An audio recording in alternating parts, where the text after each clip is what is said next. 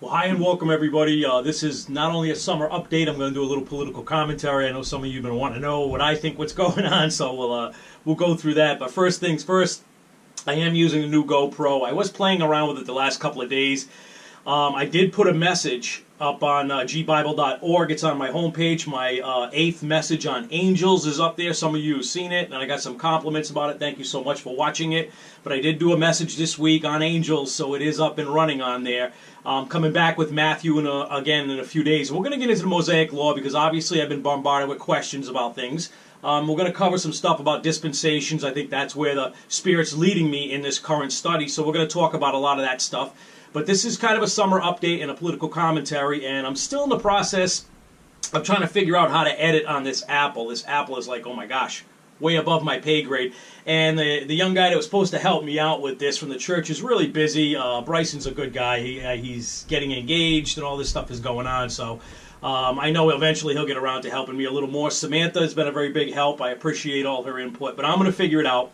So we are using the GoPro, and I want to thank folks out there. I want to send a blessing and a thanks out to the ladies in Wyoming, Trista, Nancy, and Ty Lee. And please, please, please keep Ty Lee in prayer because I know she's going in for surgery soon. A wonderful young lady. We got to keep her in prayer. So having said all that, let's do a quick prayer for our nation, for Ty Lee, for anybody else out there that's struggling. Father, we ask that you touch those folks that we know are on our hearts, Father, and bless this message and take care of our leaders, Father, our military, our law enforcement, our president, Father, and let's move this country forward through your Son's precious name, our Lord and Savior, Jesus Christ. Amen. So, okay, the Apple computer and the GoPro, yeah. All the support, people like Jess and Chad and Gladys out in, Nevada. Obviously, Trista and Nancy and Ty Lee, different people that have gave me a little bit of financial support. Actually, some of them very generous, are helping me to do stuff. So we're going to be, making changes. Okay, so be patient. If you see different angles, if you see a different curtain a month from now, if you see a different setup or a different editing, it's because I'm trying to do some things here. So as I'm going forward, I'm going to have to tweak things out. I need your patience. Now, I have a GoFundMe page. GoFundMe, it's on the board. I'm going to put the link probably on my YouTube page, definitely on my prbministry.org. So I have a GoFundMe page. It's set up. It's very simple to use. Go to the site, gofundme.com, and then search, very important how it's written here, small letters, PRB-ministry. PRB-ministry, and you'll see my page. I set it up for $2,500, okay? You got to set a goal. $2,500 seemed like a logical thing to do. I think the best way to do this is to set a small goal that I can reach so I can take the bulk of the donations that come in and get something tangible that I can show you I'm doing stuff with the majority of the funds, and also take a small portion and hopefully be able to pay some of my own personal bills as well, because it's like I'm flat out. One thing you can't buy is time, and I'm all out of it. So, but just like I've done over the last 8 or 9 months with any donations I've received, I've invested in things like an expensive Apple laptop that I don't know how to use yet, and a GoPro and different stuff like that. So, I've done what I'm supposed to do. I ordered a shipment of my books. They are actually here. I don't have one in front of me, but there's a box sitting in this basement office that just came in. My books are here, okay? They're going to be going out to you for free. So that's starting this week right now. All I'm asking is that you pay for shipping and handling, okay, which I estimated between $3 and $5 is a pretty good estimate to send along a book. And it's a pretty thick book for you folks that don't know, a couple hundred pages. So I'm asking that these books go out free, absolutely. Don't try to turn around and get them and try to resell them. They're already on Amazon and online. I think the agency gets $14. I only see a couple of dollars for a copy when I sell them, but that's how it works, I guess. But please, if you already have a copy, don't order one for right now. Wait until maybe I get more donations. I'll order more, whatever. But if you have a copy, wait. Leave them for other people. I'm asking that if you want a copy of Discerning Our Time, End Time Look Here in America is the name of the book. You first go to my website, prbministry.org. I want to start directing people to go there. On that page, contact me. In fact, start making your contacts on that page and getting your information from that page. That page is going to be built up someday. Use your requests on that page. Mail me your address. Keep it simple so I can keep track of things, name and address. I'm going to ask that once I mail it out to you and you receive the book, physically receive the book, that you on the honor system send me cash in an envelope or a money order. I know it's silly, excuse me, but I don't want to use the GoFundMe page for that. I prefer if you just send me $3 or $4 or $5 in even in a card and send it to my P.O. box. There's no rush on that. It's the honor system. You get the book, it's yours. If you choose not to pay for the shipping and handling, I'm not going to chase you down for it. That's between you and God. Now, the first goal of the GoFundMe page is to be able to invest in this home studio, okay? And I'm trying to learn how to do it, and I'm going to hire somebody professionally to teach me all this stuff because it's overwhelming, and I can't study from the Bible classes at here and at my church and the things I have to do there and my other responsibilities and be able to do studio work. So I'm going to hire somebody to help me out with that and teach me at least to make things more efficient. So my first goal, set this up the right way and expand my page, prbministry.org. I want to expand that page. It's a generic GoDaddy page. That's all it is for information and mailing and stuff like that. You want to know what I'm about? Go on that page. It's only 2 pages. So I can have videos on there, though. I want to have the potential to have videos and clips on that prbministry.org page and be able to put my notes on there and everything else. I'd like to be able to be independent from media platforms like this so I can use them to my advantage. And not that that I'm at their mercy. Do you understand what I'm saying? These kind of platforms like YouTube or Facebook, whatever they are, I've already told you who's behind the scenes with these things. I'm very cautious about them.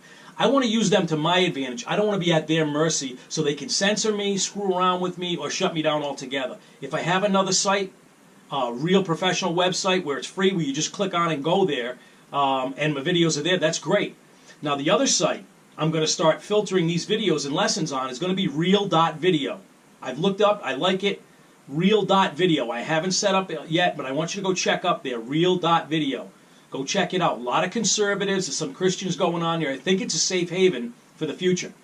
I think it's going to be a safe haven that you're not going to get attacked for free speech. So I'll probably set something up there on real.video this winter as well. I'm not going anywhere on this. I'm going to continue. If I can do a clip or a video and put it on 2 or 3 different outlets, that's going to be great for me. Facebook, I do not trust, okay? I don't want to get involved in all that nonsense. I don't want people from high school contacting me, people that sat in a jail cell with me. They know where to find me, and I don't have time to socialize on Facebook. I just don't. I'm sorry, folks. I'll let you guys know as these things go on. Now, my next announcement has to do with the GoFundMe page as well. As I go forward teaching you here on YouTube or whatever internet outlet media I use, I want to start doing Bible conferences, okay? Bible conferences. Nothing extravagant. Listen to me now. And I have it on my page, prbministry.org, some information on there that you can read. I think it's on the second page. You got to click on the top bar and go to the second page. Nothing extravagant. Maybe small gathering, 25, 30, maybe 50 people for a weekend conference. So keep that in prayer. Please, keep it in prayer. The Bible conference could be held at a small hotel, something clean. Obviously, I got to stay there, but it doesn't have to be huge. I'm not talking a big venue, 5-star resort. It does need to have a venue or a hall or a conference room large enough to be comfortable to hold about 50 people, I would say. That's my guess. Now, the costs of holding a conference like this is really not too bad. What needs to be covered, I'm going to go over it here so you understand that. There are my plane tickets and my room. My plane tickets and my room, as well as the conference hall fees. The conference needs to be reserved, I'm sure, and paid for. So that comes out of whoever wants to donate. Maybe we use the GoFundMe page, or maybe somebody is generous enough to set this whole thing up and send me an email and let me know, hey, we want to do a conference with you, Pastor Rick, next summer. Let me know. I'm sure most places, like these hotels I'm talking about, even the smaller ones, have microphones and projectors, whatnot. They have things set up you can do a conference. So it's not that hard to do. And also, you got to tap into your family, your friends, people you know that are into technology. A lot of these young people are really into technical things, and they can set up a conference like that with their own home laptop and a local microphone, and they'd be ready for me when I showed up. That'd be awesome. Now, I pay for my own meals. I'm not asking for that. I don't need to fly first class. If you can stick me in a cargo box, I'll go in that. How's that? I don't need a 5-star suite. I don't need a rental car, okay? I'm going to be in the hotel studying and sleeping, maybe hit the gym. I don't know, So if you ever wanted to do a Bible conference, which usually lasts about 3 days, weekend, from Friday night, have a Friday night class, 1 class on Friday night, probably 2 classes on a Saturday, and a final class on a Sunday morning, then pray about this. Pray about it. Support it when the time comes. And if I do set up a GoFundMe page, the next time I find a goal I want to reach, go and donate to it and let me know what your interest is. This is a future plan. It can happen. And honestly, it's not that difficult to do. Maybe it's an opportunity for a small group of believers that have wanted to have a face-to-face Bible conference to get together in their hometown and do this thing. Do it, you know. Again, this is something you can do by contacting me through prbministry.org, setting a goal, setting a date, telling me you're serious about it, start working out the details. Because I'm not asking to be paid. I'm not asking for a paycheck. I'm asking my plane ticket, and the hotel has to be covered. That I need to be compensated for. That needs to be taken care of. Okay, that's it. Okay, good? We understand? That's another goal I have. So I have a lot of goals going forward. Obviously, writing another book would be a goal when I get time. Other than that, let's move on to the quick political update. I know you guys have been looking at things. I've been holding off on this so much because it's so much brewing and bubbling under the surface, and now it's only a matter of time before all these commentaries I've made in the last few months on this page, go back and look at them all, and they're starting to unfold. Now, recently you saw this farce of a courtroom for Judge Kavanaugh, which, you know, I'm going to say something here. Judge Kavanaugh appears to be a conservative guy. Maybe Trump has pulled him in and talked to him about his past connections to the Bush family. They run very deep. I have concerns about that, okay? I believe he's a skull and bonesman, like most of these elite guys are. Worries me a little bit, okay? Skull and bonesman. Bush connection, very deep. So that concerns me. Now, what about Christine Blasey Ford, I believe her name is, okay? Something happened to her, obviously. Who knows? But I just find it interesting that we could put Judge Kavanaugh's yearbook up there and put his life on display, and yet is a baseless accusation going on. It's probably, it could be another guy that did this to her. We don't know what it is. But yet her social media has been scrubbed from the internet, her high school yearbook scrubbed. All that stuff is scrubbed. You can't get a hold of anything to do with her. And I'm going to tell you something. A little background check, okay? Because you want to do background checks on both people. Both of them look like they're deep state characters, or their families were. Christine Blasey Ford, okay? Name Blasey is her maiden name, Blasey. Her father managed a bank in Washington, D.C. for a long time. Just so happens that bank did a lot of laundering and business with what? The CIA. Oops, there it is again. Three-letter word. Yeah, Daddy Blaze, okay, this woman's daddy, ran and managed a bank and had connections with the CIA bank out of Washington, D.C. Her brother, connections to Fusion GPS. Yes, I said that. Bruce Orr, Nellie Orr, connections there. I believe he's either done business with them or he's very friendly with the folks at Fusion GPS. Her brother is. I want you to think about these things. Now, she came across like a little innocent child, very confused, and almost like she almost had like a childlike IQ. She has 2 master's degrees from Stanford. Just so happens, the CIA likes to have programs with Stanford. I'm thinking of the colleges. One of them is Stanford. Psychology. How to interrogate, how to mind control, how to do all these different experiments. And guess what? She's written papers and had access to CIA agencies and information. She's worked with the CIA in the past for the psychology end of things, psychiatry end of things, which is her specialty. And she has a high IQ. I'm sure when she's in her classroom, she's not looking befuddled and confused by everything. A very intelligent woman. So, I just want to put it out there. CIA connections way in the background. That's a fact. Check me. I'm not lying. Remember, everything I put on this page is my personal opinion, my personal research. It is my intellectual property, and it is my First Amendment right to speak about these things. So, I'm just putting it out there. You guys do the research. That's what I found out about certain family members and her. Now, I told you folks months ago that Lisa Page, the FBI attorney, was flipping on her boyfriend Peter Strzok. I said it almost immediately when she went behind closed doors. And also probably flipping on Andrew McCabe, the head of the FBI at one point. That news just came out about a week ago, that she is indeed turning state's evidence, and she is becoming a witness now to go against the FBI, who she worked for. Now, Andrew McCabe is already in the process of being shredded behind closed doors. From everything I found out, he's probably flipping on James Comey. So, you see the dominoes going, the rats are jumping off the ship. This is like dominoes falling against each other, okay? It's all unraveling how dirty our agencies like the FBI and the CIA and some parts of the NSA really, really are. Now, I have it from a good source that I follow online that Loretta Lynch, yes, Obama's girl, Loretta Lynch, is now being pressured behind closed doors, behind the scenes, and if what I heard is true, I don't know all of it yet, Loretta is going to flip on the Obama administration, also reveal that interesting 40-minute conversation on the tarmac with Bill Clinton during the election. Now, what I also believe, and I may be wrong, is that Jeff Sessions, I know everybody's mad at him, he's busy. He's busy behind the scenes rounding up all these indictments, and I know I told you a while ago it's 35,000. That's a solid number. I'm hearing 50,000. I don't want to get carried away, but 35 is solid. It's a lot of indictments. and he's gathering up the rats. That's what Jeff Sessions is doing. And I think President Trump is throwing out negative tweets and attacking him to keep everybody off balance. That's what I'm hearing. That's what I'm starting to believe. I also want to warn everybody that next week there will be a presidential alert or a warning sent out to all Americans on cell phones and TV stations.